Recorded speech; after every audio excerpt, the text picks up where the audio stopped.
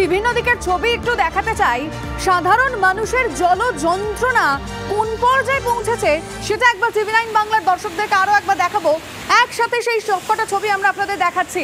জলে বিপদের আশঙ্কা উলুবেড়িয়া, ঘাটাল, আরামবাগের ছবি আমরা দেখাচ্ছি আপনাদেরকে। দেখুন কিভাবে পারাপার করছে, যাতায়াতের রাস্তাটুকু পর্যন্ত নেই, বিপদ হাতে নিয়েই পারাপার করছেন সাধারণ মানুষ। ছবি দেখাচ্ছি একই সঙ্গে মুর্শিদাবাদেরও।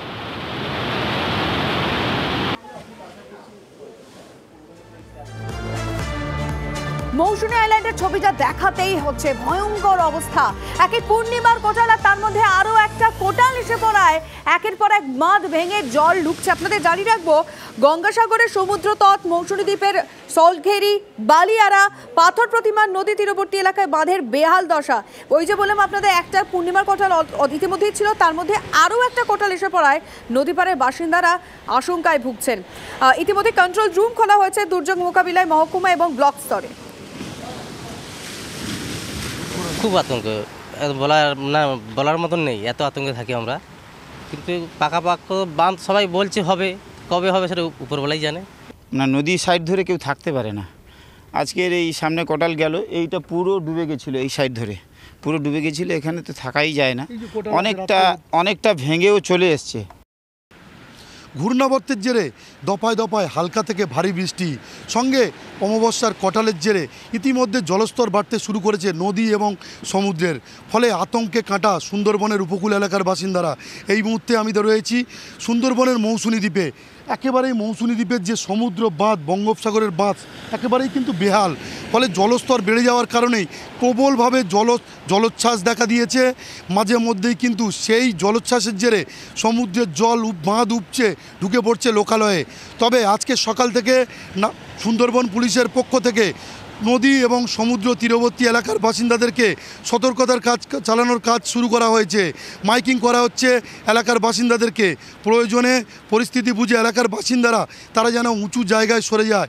এছাড়াও দক্ষিণ 24 পরগনা জেলা প্রশাসন এই দুর্যোগ মোকাবিলায় একেবারে সচেষ্ট। তারা প্রত্যেকটা ব্লক প্রশাসন এবং পঞ্চায়েতকে সতর্ক করেছে। সুন্দরবন থেকে ক্যামেরায় সৌভিকের সঙ্গে শুভেন্দু হালদার, টিভি9 বাংলা। আর গতকাল থেকে আমরা আপনাদেরকে দেখাচ্ছি হাওড়ার কি ভয়ঙ্কর অবস্থা। এবার দেখাবো হাওড়ার উলুবেড়িয়া সেতু, তা ভেঙে পড়েছে, যার ফলে যোগাযোগের মাধ্যম হিসেবে এই সেতুকে আর ব্যবহার করা যাচ্ছে না। হাসপাতালে নিয়ে যেতে সমস্যায় পড়ছেন। দেখুন এই ছবিটা, কিভাবে একজন রোগীকে নিয়ে যাওয়া হচ্ছে। ভেঙেছে মুন্ডেশ্বরী নদীর সেতু, আর যার ফলে হাওড়ার যে মূল ভূখণ্ড থেকে কার্যত বিচ্ছিন্ন হয়েছে ভাটুয়া এবং ঘোড়াবেড়িয়া চিতনান গ্রাম পঞ্চায়েত। প্রশাসনের তরফ থেকে নদী পারাপারের জন্য একটি নৌকার ব্যবস্থা করা হয়েছে, কিন্তু কোনো লাইফ জ্যাকেট নেই। বিপদের ঝুঁকি নিয়েই নদী পারাপার চলছে। বাড়ি থেকে নেবে ঢালতে একটু ঢাল, আর ছুটে লাভ দেখেছি, আর পা মুড়ে একবার ঝুলে পড়েছে পাটা। হাঁটতে পারছেন না তো? 6 মাস পর আছে, এই বসছি উঠছি এই করছি। তো এখানে তো সাঁকো ভেঙে গেছে, তো আপনাকে তো সাঁকো ভেঙে গেছে, এইভাবে আনতে হচ্ছে। হ্যাঁ, কীভাবে আনতে হচ্ছে আপনাকে? ওই তো খেতে, মানে কোনো টেচারও তো নেই এখানে, কিছুই নেই না। আমরা আশা করছি যত শীঘ্রই হয়, এটাই ব্রিজটা। কীভাবে যাতায়াত করতে হচ্ছে এখন এই তো খেয়ে পার হয়ে দীর্ঘদিন আমাদের এইভাবেই চলতে হচ্ছে, কী করবো। আশা করি ভবিষ্যতে হবে, এই আশা। প্রতিবারে ব্রিজ ভেঙে যায়, প্রায় দুটো তিনটে ব্রিজই ভেঙে যায়। কি করে যাতায়াত করছেন এখন? কোনো রকমে এর মাধ্যমে, কখনো রিস্কের মাধ্যমে জীবনের ঝুঁকি নিয়ে যেতে হয়। এই তো আমাদের অসুবিধা এই যাতায়াতের, আর কিছু না। হ্যাঁ, প্রতি বছরই এই পজিশন হচ্ছে। এই যাতায়াতের এই 8 ঘন্টার জায়গায় 1 ঘন্টা 2 ঘন্টা করে লেগে যাচ্ছে। সমস্যা এই যে একটা রুগীকে নিয়ে যেতে পারছেন না। হ্যাঁ, অনেক সমস্যায় পড়ে যাওয়া হচ্ছে।